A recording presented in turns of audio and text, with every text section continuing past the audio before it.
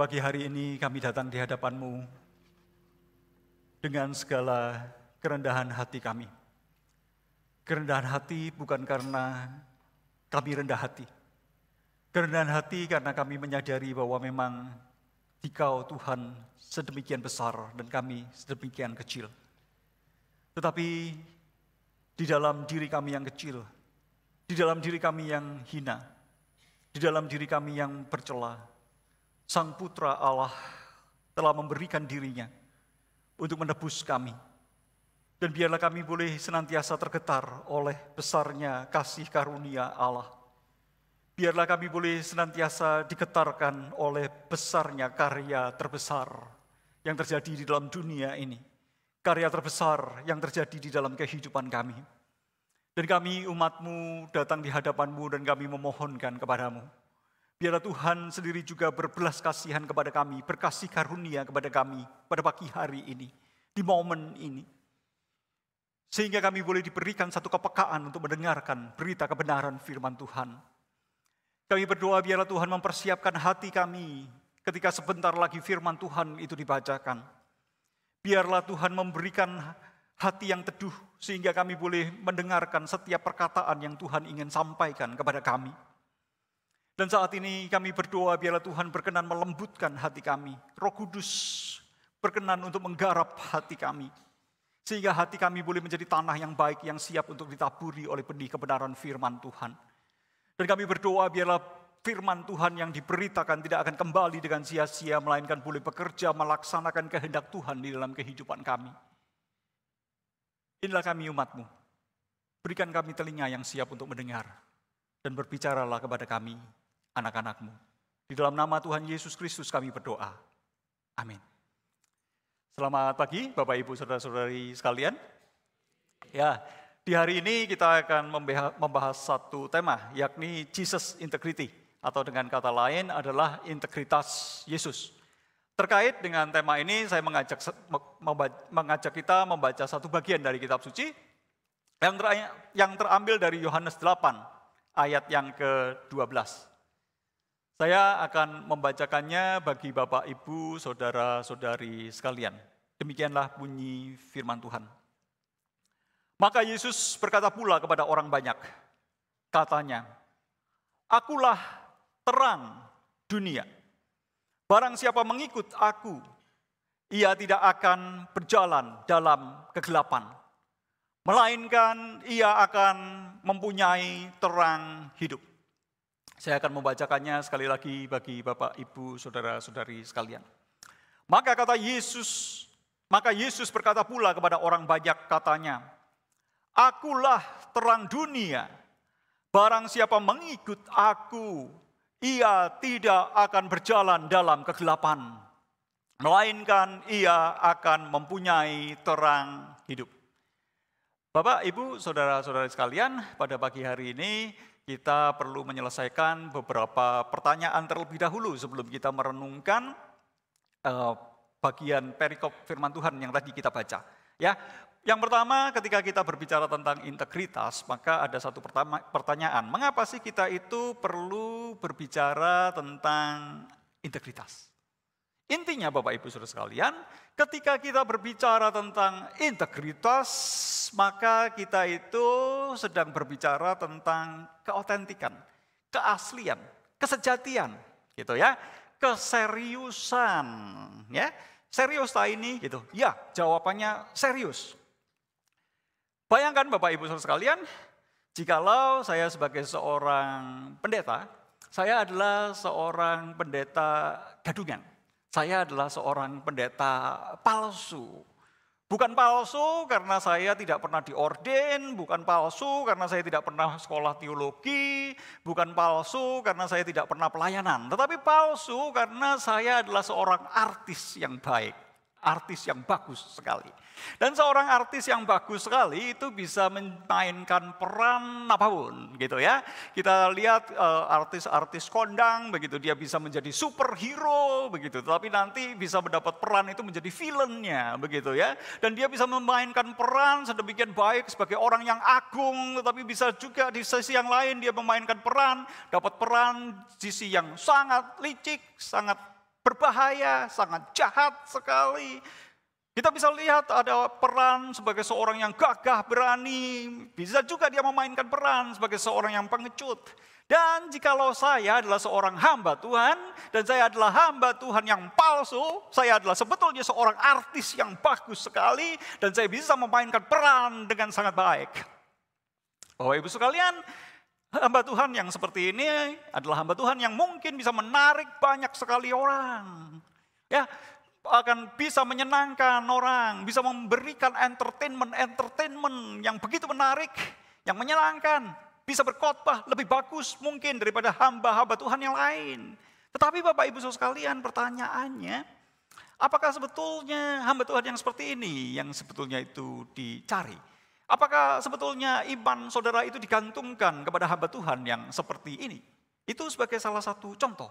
Jadi masalah keotentikan, masalah kesejatian itu merupakan sesuatu yang perlu. Di dalam satu gereja kita itu membutuhkan papa rohani. Dan jikalau papa rohani kita itu adalah papa rohani yang palsu, maka begitu ya, apakah itu bukan merupakan satu problem? Jawabannya itu adalah suatu problem. Karena itu perlu bagi kita untuk membahas masalah integritas. Bapak Ibu sekalian, mengapa sih kita itu membahas integritas Yesus? Dan mengapa kita itu kemudian juga perlu membahas integritas kita, mengkaitkannya dengan integritas kita? Bayangkan Bapak Ibu Saudara sekalian, jikalau Yesus itu ternyata bukanlah Yesus yang berintegritas, tetapi dia adalah seorang pemain, dia adalah seorang aktor yang baik, dia adalah seorang psikopat yang bisa mempermainkan orang itu dengan sedemikian luar biasa lihai, dan dia bisa seakan-akan itu menarik begitu banyak perhatian orang. Maka Yesus yang seperti ini adalah Yesus yang tidak bisa kita percaya. Yesus yang seperti ini adalah Yesus yang pembohong. Ketika dia berkata, akulah terang dunia. Ketika dia berkata, akulah jalan kebenaran dan hidup. Ketika dia berkata bahwa barang siapa percaya kepadaku tidak binasa, melainkan beroleh hidup yang kekal. Maka jikalau itu bukan sesuatu yang sejati, jikalau dia bukan Kristus yang sejati, jikalau dia bukan Mesias yang sejati, jikalau dia bukan anak Allah yang sejati, maka semua omongannya itu merupakan sesuatu yang kita bisa percaya atau tidak bisa percaya. Mungkin kita bisa percaya. Karena ada begitu banyak orang yang terpesona dengan tampilan orang-orang psikopat, dengan tampilan aktor yang hebat, dan orang itu berbondong-bondong datang dan percaya kepadanya. Tetapi ketika Yesus itu adalah Yesus yang tidak berintegritas seperti itu, maka ini adalah juru selamat yang palsu. Dan pada akhirnya, apakah Yesus yang seperti ini adalah Yesus yang bisa menyelamatkan kita? Jawabannya adalah sudah jelas. Yesus yang seperti ini adalah Yesus yang tidak bisa menyelamatkan kita. Jadi masalah keotentikan, masalah keaslian merupakan sesuatu yang sangat krusial, penting. Tentang sesuatu itu bisa dipercaya atau tidak bisa dipercaya. Lebih lanjut, setelah kita berbicara tentang integritas Yesus, mengapa kita perlu berbicara tentang integritas kita? Bapak Ibu sekalian, sebagai orang percaya, kita perlu memiliki iman yang sejati, iman yang asli, iman yang otentik. Karena iman yang tidak sejati, yang tidak otentik, yang tidak asli, bukanlah iman yang menyelamatkan kita. Kita bisa menjadi orang Kristen, kita bisa menjadi aktivis gereja, kita bisa menjadi seorang pengurus, kita bisa menjadi majelis, kita bisa menjadi hamba Tuhan, kita bisa menjadi pendeta bahkan. Tetapi sebetulnya kita bukan asli, bukan sejatinya seperti itu. Kita bukan seorang yang tulus dan apa adanya. Tetapi kita itu perlu memiliki iman yang sejati. Kita perlu menjadi orang Kristen yang sejati. Kita perlu menjadi orang Kristen yang menyatu dengan totalitas hidup kita. Sehingga apa yang kita percayai merupakan sesuatu yang nyata dalam kehidupan kita. Apa yang kita percayai itu sinkron dengan kelakuan kita. Itu terlihat di dalam perkataan kita. Itu terlihat dalam sikap kita. Itu terlihat di dalam kebiasaan kita. Tanpa iman yang sejati seperti itu, kita adalah orang Kristen. Tapi kita adalah Kristen-Kristenan. Kita adalah orang Kristen. ketika kita datang ke gereja, kita bisa kelihatan sedemikian baik, sedemikian saleh. Tetapi di luar gereja, kita berubah. Ketika kita datang ke gereja, kita bisa datang sebagai pasangan yang sedemikian harmonis, keluarga yang sedemikian harmonis, keluarga yang takut akan Tuhan dan mencintai Tuhan. Tetapi begitu kita berada di luar gereja, rumah kita itu berubah suasananya. Kita bisa menjadi orang Kristen yang seperti itu, tetapi itu bukanlah orang Kristen yang sejati. Kita bisa di gereja itu terlihat sebagai seorang yang dermawan. Kita bisa memberikan begitu banyak persembahan, dukungan dana untuk gereja. Tetapi begitu kita masuk ke perusahaan, hukum yang kita gunakan itu lain. Kita menjadi seorang tiran di sana, kita menjadi seorang yang pelit di sana, kita menjadi seorang yang memeras tenaga pekerja-pekerja kita itu sampai habis dengan pemberian yang sekecil-kecilnya. Kita bisa sedemikian kejam kepada orang-orang lain, tetapi kita bisa sedemikian dermawan kepada orang-orang lain. Tetapi yang diinginkan oleh Yesus adalah kita bukan memiliki iman yang seperti ini. Kita dipanggil untuk berjumpa dengan Yesus untuk memiliki iman yang sejati. Kita dipanggil oleh Yesus itu untuk menjadi saksi yang benar. Kita bukan dipanggil oleh Yesus Kristus untuk menjadi saksi dusta. Kadang-kadang di dalam program penginjilan, kita diprogramkan sedemikian rupa, kita digerakkan sedemikian rupa, supaya kita dilatih sedemikian rupa untuk memberitakan Injil. Jika kita nyerocos cerita tentang Injil. Tetapi kita sendiri tidak mengalami perjumpaan dengan Kristus itu. Kita tidak mengalami terang Kristus itu. Jikalau kita melakukan semuanya itu, kita terlihat sebagai seorang Kristen. Tetapi kita bukan Kristen yang sejati. Kristus memanggil kita untuk menjadi saksi-saksi yang benar, bukan saksi dusta. Ketika kita melakukan pemberitaan Injil tanpa kita menghidupi Injil itu, maka sebenarnya kita adalah saksi-saksi dusta. Dan Kristus tidak menghendaki saksi-saksi dusta seperti ini. Mengapa? Karena Injil bukan masalah jualan, Injil bukan masalah dusta. Injil adalah kebenaran yang harus disampaikan dengan kebenaran, dengan integritas kehidupan. Dan integritas kita, kesaksian otentisitas iman kita, itu merupakan sesuatu yang sangat diperlukan. Tantangan selanjutnya Bapak Ibu sekalian, berbicara tentang integritas, lalu kita bertanya, apa sih itu integritas? Kadang-kadang kita sering mendengarkan apa itu integritas. Seperti apa sih orang-orang yang berintegritas itu? Secara singkat, saya akan sedikit memberikan penjelasan ini sebelum kita masuk lebih jauh. Berbicara tentang integritas, itu berbicara tentang kejujuran, kesejatian, keotentikan. Seperti yang pertama kali saya kemukakan tadi. Tetapi lebih luas, pengertian integritas itu juga berbicara tentang seseorang itu memiliki tanggung jawab. Ketika seseorang diberikan tanggung jawab, dia mengembangkan satu jabatan, tetapi dia tidak mengerjakan tanggung jawabnya, dia tidak menjalankan jabatannya itu dengan baik, maka itu bukanlah seseorang yang berintegritas. Seseorang yang berintegritas adalah seseorang yang dapat dipercaya. Orang ini dapat diandalkan, karena orang ini murni, orang ini benar. Orang ini bisa dipercaya. Dan orang yang berintegritas adalah seorang yang memiliki nilai moral. Dan dia bertekad untuk menghidupi nilai-nilai moral yang dia percayai itu. Dan berani membayar harga untuk nilai-nilai moralnya. Sekalipun dia mengalami kerugian karena nilai moral yang dipercayainya. Sekalipun dia harus terkadang itu tidak mendapatkan keuntungan yang banyak melaluinya. Sekalipun dia menghadapi berbagai-bagai tantangan di dalam kehidupannya. Tetapi dia akan tetap berjalan sesuai dengan nilai moral yang dipercayainya. Seorang yang berintegritas adalah seorang yang mengenal dirinya. Dan dia itu jujur terhadap dirinya sendiri. Dia tahu segala kelemahan-kelemahannya. Dia tahu segala kelebihan-kelebihannya. Dan dia akan mengatakan, dia akan menunjukkan dirinya persis seperti yang dia kenali tentang dirinya. Dia memiliki satu confidence dengan kelebihannya, tetapi dia juga memiliki humility di dalam confidence-nya itu. Memiliki kerendahan hati di dalam dirinya. Dia bukanlah seseorang yang kemudian membual-bual dan melebih-lebihkan dirinya. Seakan-akan ketika dia itu memiliki kapasitas yang kecil dan dia mengatakan bahwa kapasitasku itu setinggi langit untuk satu tujuan promosi dan jualan. Tetapi dia akan mengatakan dan dia akan memperlihatkan diriku, ya ini aku di sini. Dan kenalilah aku seperti ini, bukan seperti yang setinggi langit itu.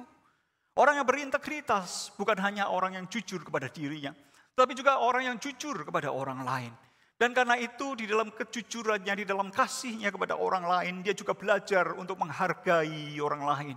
Mengerti perasaan orang lain. Ketika orang lain itu berbeda pendapat dengannya, dia memiliki pikiran yang terbuka untuk menerima pendapat-pendapat orang lain, perspektif orang lain. Mungkin dia tidak menyetujuinya sepenuhnya, tetapi dia belajar untuk memahami, orang lain itu memiliki cara berpikir, cara pandang yang seperti ini. Dan dia bisa menghargai orang itu, bisa mengerti perasaan orang lain itu. Orang yang berintegritas juga seseorang yang memiliki satu konsistensi di dalam kehidupannya. Konsisten antara prinsip dan perkataannya. Kadang-kadang kita itu percayanya apa, tapi perkataan kita itu berbeda. Sikap kita berbeda dengan apa yang kita percayai. Dan ini menunjukkan bahwa kita masih memiliki berbagai pergumulan dengan masalah integritas. Konsisten itu di dalam segala keadaan. Beberapa waktu yang lalu saya sempat cerita-cerita dengan Felix, dan ada satu ide yang menarik yang Felix itu katakan, misalnya tentang integritas sebagai terang. Ya, kita bisa melihat terang itu mau kita bawa dimanapun, mau kita bawa di Singapura, mau kita bawa ke Amerika, mau kita bawa ke Malaysia, kita bawa ke Indonesia, yang namanya terang itu memiliki karakteristik yang sama dimanapun. Jadi konsisten terang itu. Dan terang itu merupakan sesuatu terang yang mengalahkan kegelapan dimanapun. Tidak pernah yang namanya kegelapan itu mengalahkan terang. Jikalau di dalam ruang yang terang seperti ini, bisa nggak kita membuat senter gelap gitu? Bisa nggak? Nggak bisa kan kita membuat senter gelap. Tetapi di tempat yang gelap, kita itu bisa menyalakan senter yang terang. Dan ketika senter yang terang itu dinyalakan, maka kegelapan itu dikalahkan. Yang namanya ada kegelapan itu terjadi karena tidak ada terang.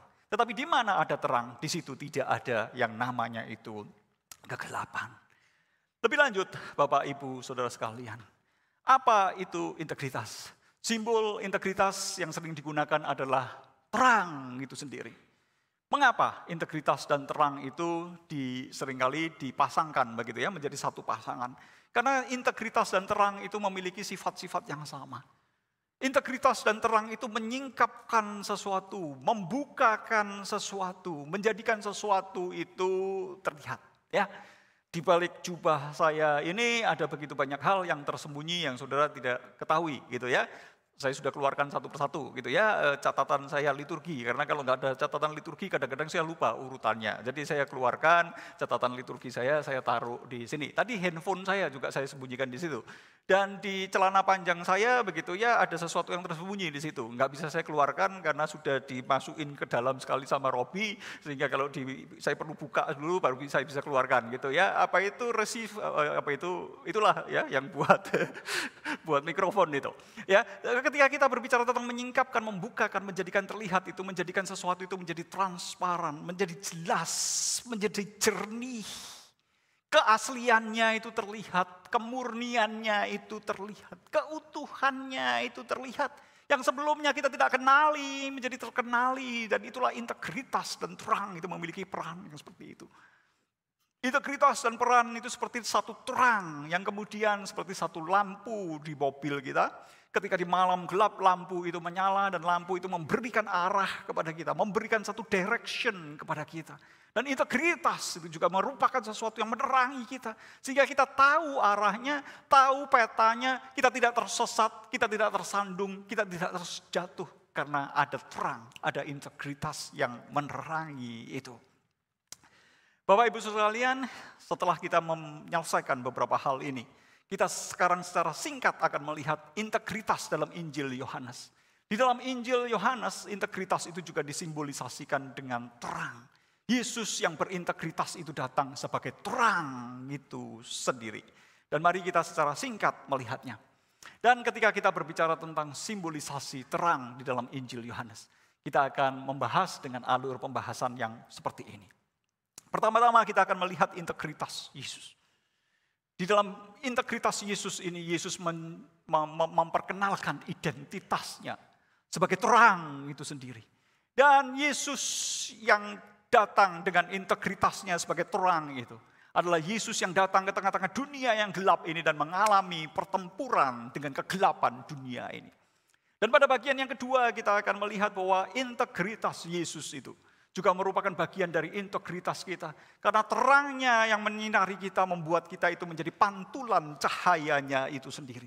Dan kita sebagai orang-orang yang percaya kepada Yesus Kristus itu diperhadapkan dengan pilihan-pilihan kita. Dan setiap pilihan kita itu memiliki konsekuensinya. Pilihan kita adalah apakah kita datang kepada terang itu, apakah kita membenci terang itu. Dan hal itu akan memperhadapkan kita dengan aksi dan saksi kita. Kita dipanggil untuk memiliki satu aksi, menjadi alat terang dan saksi sebagai terang dari pancaran terang kasih Kristus itu sendiri. Mari kita melihat bagian ini satu persatu secara lebih mendetail. Pertama, marilah kita melihat tentang integritas Yesus.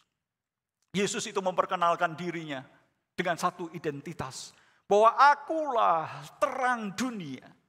Yesus Kristus itu datang untuk menerangi dunia ini. Dan Yesus bukan hanya berkata, akulah terang dunia. Fokus Yesus adalah manusia. Yesus berkata, akulah terang manusia. Akulah yang akan membawa terang itu di dalam kehidupan manusia. Tanpa aku, manusia itu tidak memiliki terang. Tetapi dengan berjumpa dengan aku, manusia akan memiliki terang di dalam kehidupannya. Dan Yesus bukan hanya berkata, akulah terang dunia, akulah terang manusia, tetapi Yesus juga berkata, akulah terang hidup. Jikalau kita memiliki kehidupan, tetapi kita tidak memiliki Yesus Kristus, maka kita memiliki satu kehidupan yang ada di dalam kegelapan. Dan Yesus Kristus itu berkata, jikalau barang siapa memiliki aku di dalam kehidupannya, maka dia akan menjadi anak-anak terang, akan ada terang di dalam kehidupannya. Akulah terang hidup. Dan Yesus yang berintegritas itu menyatakan identitasnya. Dan Yesus yang menyatakan identitasnya dengan integritasnya adalah Yesus yang bisa kita percaya bahwa dialah terang dunia, dialah terang manusia, dialah terang dari kehidupan kita. Kita bisa membaca beberapa bagian itu. Di dalam Yohanes 9 ayat yang kelima Yesus berkata, akulah terang dunia. Di dalam Yohanes 1 ayat yang keempat itu penulis Injil Yohanes itu berkata, dalam dia ada hidup dan hidup itu adalah terang manusia. Dan di dalam ayat emas kita, Yohanes 8 ayat 12 Yesus itu berkata, akulah terang dunia, barang siapa mengikut aku, ia tidak akan berada di dalam kegelapan, melainkan akan mempunyai terang hidup. Dan Yesus yang berintegritas ini datang ke tengah-tengah dunia yang gelap. Dan dunia itu membenci terang. Dan Yesus masuk ke dalam satu kancah pertempuran. Yang pada akhirnya juga akan menjadi kancah pertempuran kita. Yesus itu berkata di dalam Yohanes 1 ayat yang ke-7 demikian. Terang yang sesungguhnya yang menerangi setiap orang sedang datang ke dalam dunia. Kemudian Yohanes 1 ayat yang 5. Terang itu bercahaya di dalam kegelapan dan kegelapan itu tidak menguasainya. Seperti tadi sudah saya jelaskan, bahwa tidak ada yang namanya lampu senter gelap. Ya, karena di mana ada terang, di situ kegelapan itu tidak akan pernah menguasai terang gitu. Dan kemudian di dalam Yohanes 3 ayat yang ke-19, Yesus itu berkata, dan inilah hukuman itu, terang itu telah datang ke dalam dunia. Tetapi manusia lebih menyukai kegelapan daripada terang. Sebab perbuatan-perbuatan mereka itu jahat. Ketika Yesus datang ke dalam dunia membawa terang, maka dunia itu membencinya. Yesus mengalami pertentangan-pertentangan dengan kegelapan itu sendiri. Dan kancah pertempuran yang seperti inilah yang juga menjadi kancah pertempuran kita. Karenanya kita juga dipanggil untuk memiliki integritas hidup kita. Bapak Ibu sekalian, integritas hidup kita itu memperhadapkan kita dengan pilihan-pilihan. Dan pilihan-pilihan itu memiliki konsekuensinya masing-masing. Bagi kita yang datang dan percaya kepada terang, bagi kita yang tersentuh terang, bagi kita yang menerima terang, kita dikarakterisasikan, digambarkan oleh Injil Yohanes itu sebagai orang-orang yang benar. Orang-orang yang benar yang datang kepada terang. Dan ketika orang benar itu datang kepada terang, Mengapa dia datang kepada terang? Supaya terlihat jelas bahwa perbuatan-perbuatannya yang dilakukannya itu di dalam Allah. Supaya jelas bahwa apa yang dilakukannya itu bukan dilakukan oleh kekuatan dirinya sendiri, bukan dilakukan oleh karena kehebatannya sendiri, tetapi semua yang dilakukannya itu adalah dilakukan di dalam terang Allah itu sendiri. Allah yang telah memberikan terang di dalam kehidupannya. Terang dari Allah itu lagi telah mengubahkan kehidupannya.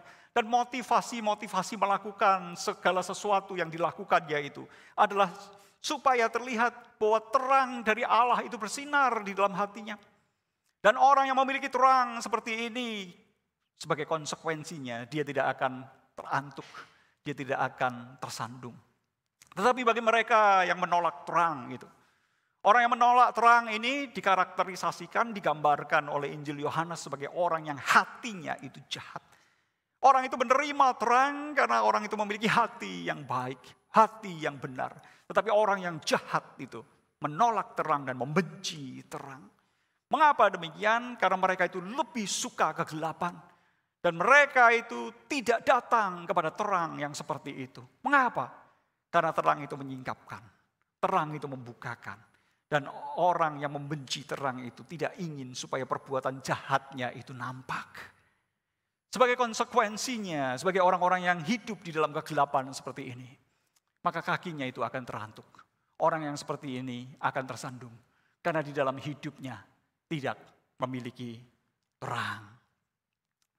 Bapak Ibu sekalian, dan ketika kita berbicara tentang integritas kita sebagai pancaran terang Kristus, bagi kita yang datang kepada terang itu, kita dipanggil untuk memiliki aksi dan saksi.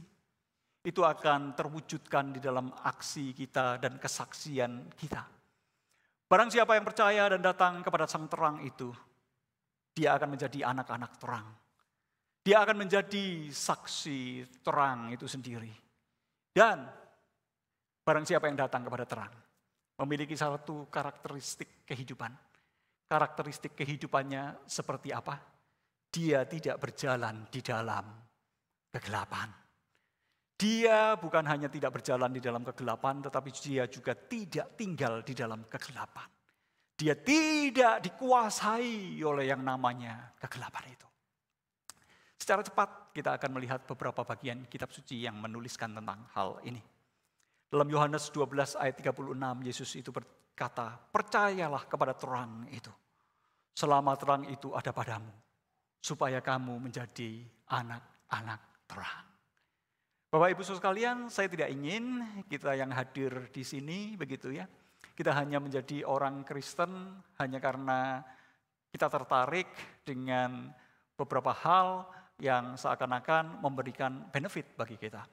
Kita tertarik datang beribadah, datang ke dalam komunitas ini karena kita merasa ada teman-teman ada di sana, begitu ya. Karena ada ini dan itu, maka saya datang ke tempat ini. Saudara bisa datang pertama-tama dengan motivasi seperti itu. Tetapi lebih lanjut saya ingin mengajak Bapak Ibu Saudara sekalian untuk percaya dan datang kepada terang itu. Dan Yesus itu berkata, percayalah kepada terang itu selama terang itu ada padamu, supaya kamu menjadi anak-anak terang. Saya mengundang setiap dari kita yang ada di tempat ini untuk melihat apakah kita adalah orang-orang Kristen yang belum secara otentik itu berjumpa dengan terang, ataukah kita orang-orang Kristen yang sudah berjumpa dengan terang itu. Jikalau ada di antara kita yang belum berjumpa dengan terang itu, sekali lagi marilah kita mendengarkan undangan Yesus ini. Percayalah kepada terang itu, maka engkau akan menjadi anak-anak terang.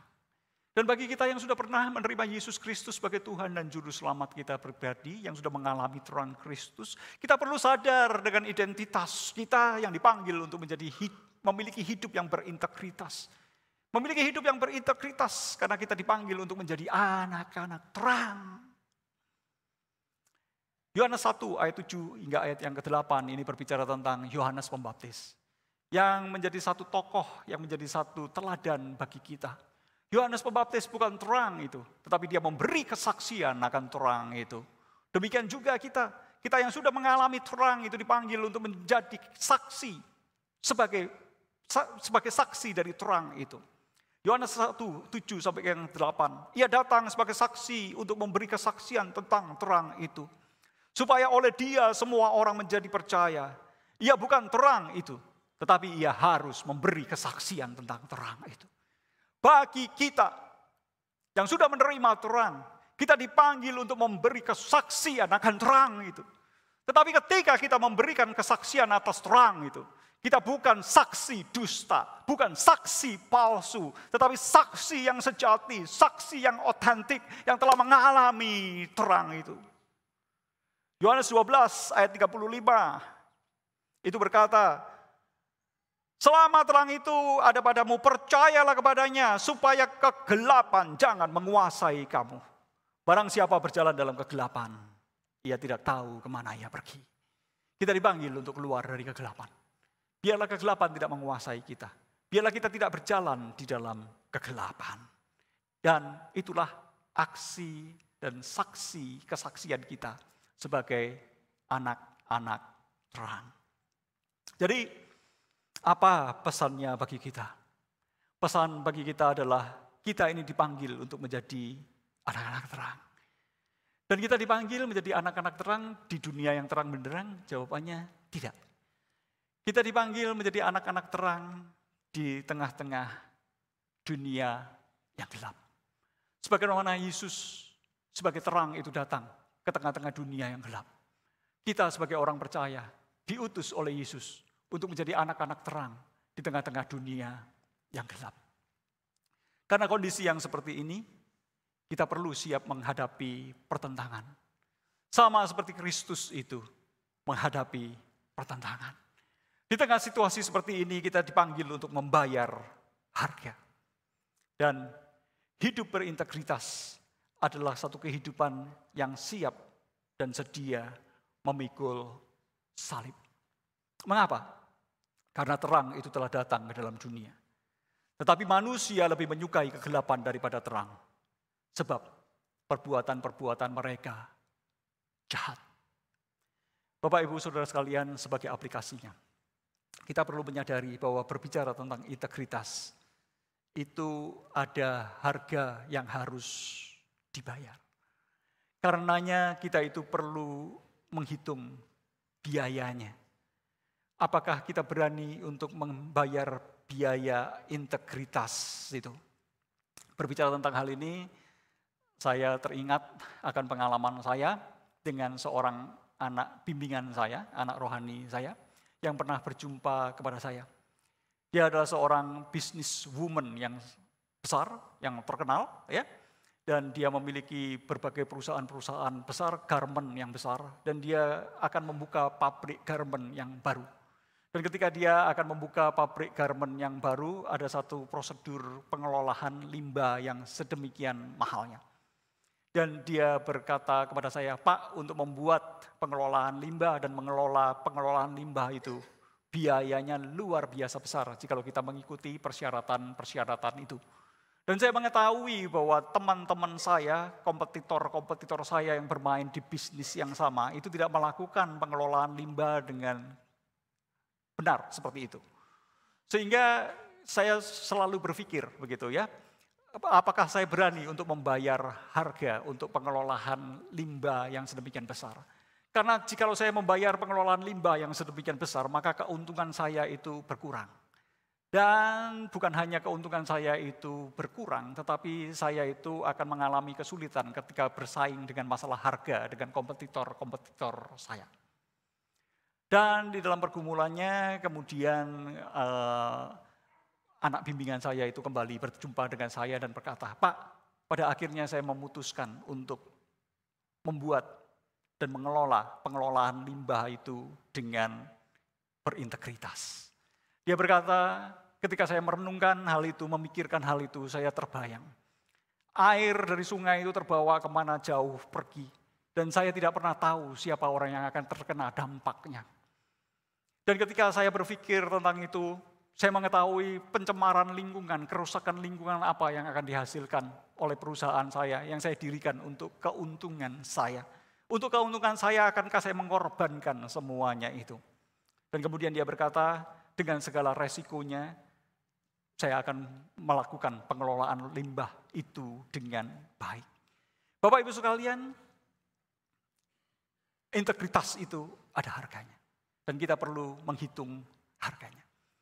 Ketika kita berbicara tentang integritas, kita mungkin berkata hanya di tempat-tempat yang kotor, masalah integritas itu perlu dipertahankan. Tetapi jawabannya tidak seperti itu, Bapak Ibu Saudara sekalian. Di setiap area aspek kehidupan kita itu ditantang dengan yang namanya integritas. Kita mungkin berkata bahwa integritas itu menjadi satu tantangan berat di tengah-tengah dunia politik, yang sebetulnya benar salah itu enggak jelas, yang sebetulnya posisi politiknya seperti apa itu tidak jelas, semuanya itu terkadang hanya merupakan satu permainan. Tergantung kepentingannya itu seperti apa, begitu kan ya. Nah, jelaslah di tengah-tengah dunia yang seperti itu, maka integritas itu sulit. Pasti, integritas di tengah-tengah dunia politik merupakan sesuatu yang tidak mudah.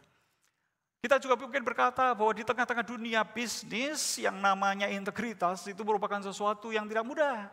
Ketika kita menjual barang, apakah kita akan berintegritas dengan mengatakan kualifikasi barangku ya cuma segini aja. Tetapi ketika kita mengiklankannya, bukankah kita ingin mengiklankannya sedemikian rupa sehingga produk kita yang sebetulnya biasa saja itu menjadi produk yang dipercaya orang sebagai sesuatu yang luar biasa dan menjadi laku, laris karena orang itu suka dengan produk yang seperti itu.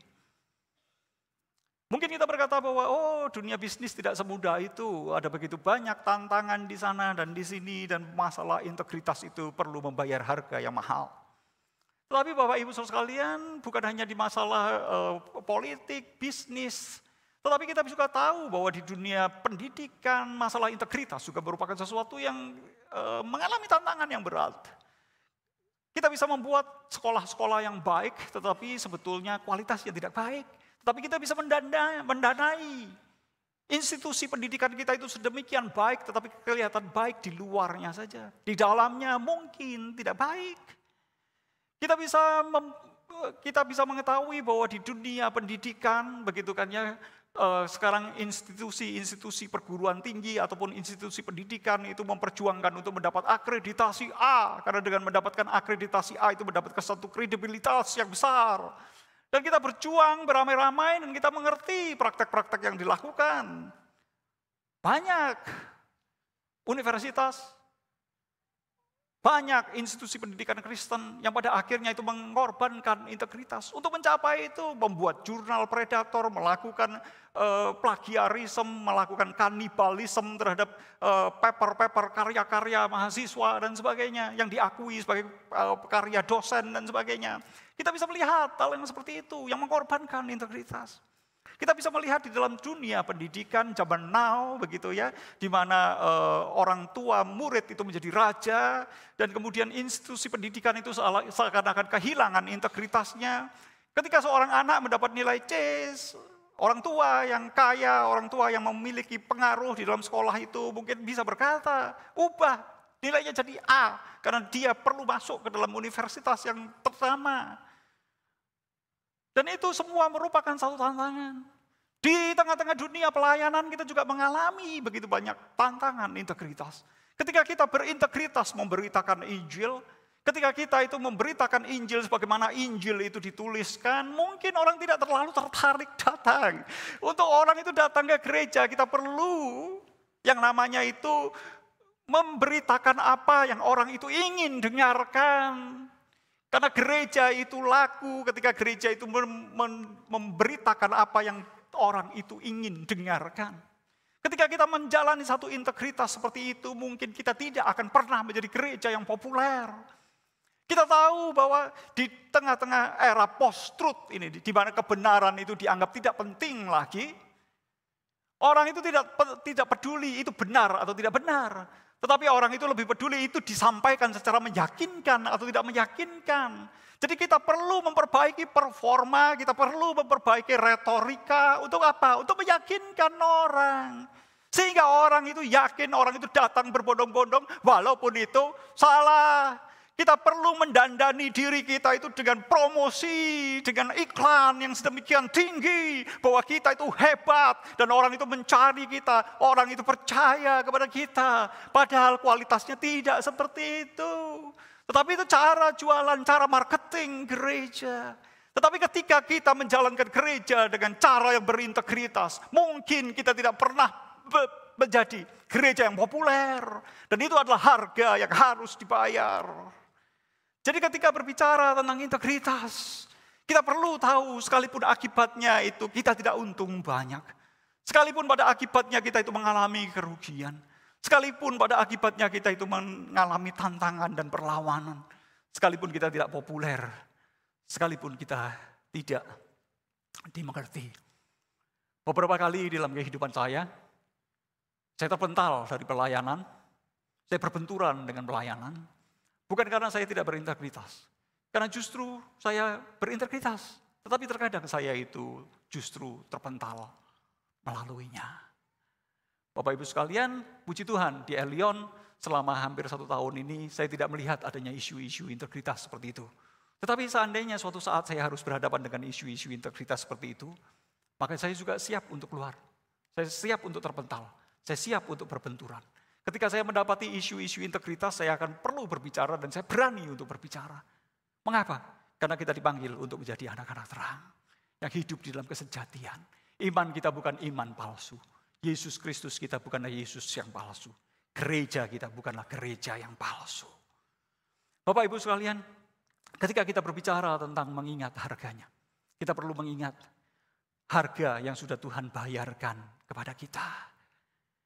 Kita perlu membayar harga, tetapi ingat, Tuhan sudah membayar harganya itu terlebih dahulu bagi kita. Dia sudah memberikan dirinya bagi kita. Dia sudah mencurahkan darahnya bagi kita. Sebentar kita akan merayakan satu sakramen, satu tanda di mana tubuh dan darah Kristus itu diberikan bagi kita di atas kayu salib. Dan melaluinya kita mengingat kembali apa yang sudah Tuhan bayarkan bagi kita. Dan kita dipanggil untuk membayar harga kita sebagai anak-anak terang. Bapak Ibu sekalian, yang kita perlukan itu apa? Kita perlu menyadari gap-nya. Kita perlu menyadari gap-nya. Bapak Ibu sekalian, kita perlu mengakui bahwa di sana dan di sini kita mungkin belum berintegritas. Dan kita perlu mengakui bahwa menjalani kehidupan yang berintegritas itu mengalami begitu banyak tantangan di sana dan di sini. Bapak Ibu sekalian, kita itu perlu apa? Kita itu perlu jujur untuk mengakui. Seperti saya, ketika berbicara tentang pelayanan, saya mungkin akan menjunjung tinggi integritas saya. Ketika saya berbicara tentang pendidikan, saya mungkin akan menjunjung tinggi nilai-nilai pendidikan itu. Tetapi apakah di dalam seluruh kehidupan saya berintegritas, itu merupakan satu tantangan. Dan saya perlu terus-menerus mengawasi diri saya. Saya perlu terus-menerus datang kepada terang. Dan biarlah terang itu menerangi seluruh kehidupan saya di dalam seluruh aspek kehidupan saya. Menjadi satu kehidupan yang utuh dan berintegritas di hadapan Tuhan. Dan kita perlu datang, jujur mengakui, aku lemah Tuhan. Di dalam banyak hal, kejujuran itu bukan bagian dari hidupku. Aku tahu problem yang sesungguhnya. Tetapi aku lebih memilih cara-cara yang tidak berintegritas itu di dalam hidupku. Jadi jujur merupakan satu hal yang sangat esensial. Jujur kepada diri kita sendiri.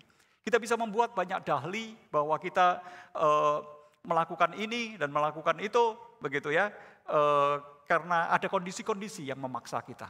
Tetapi apakah kita jujur dengan diri kita sendiri? Mengapa kita memilih langkah-langkah yang seperti itu? Dan setelah kita itu jujur mengakui kepada diri kita sendiri, kita itu jujur mencari penyelarasannya.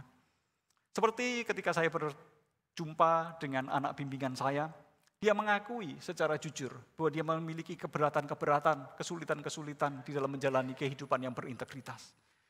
Namun kemudian dia secara jujur itu mencari penyelarasannya. Ketika kita terus-menerus berdalih, ketika kita terus-menerus bertopeng, kita tidak pernah menjalani satu kehidupan yang penuh dengan integritas. Dan yang ketiga, kita itu jujur datang pada kasih karunia Allah yang besar. Di dalam momen perjamuan kudus ini, kita melihat bahwa Kristus sudah memberikan kasih karunia-Nya kepada kita.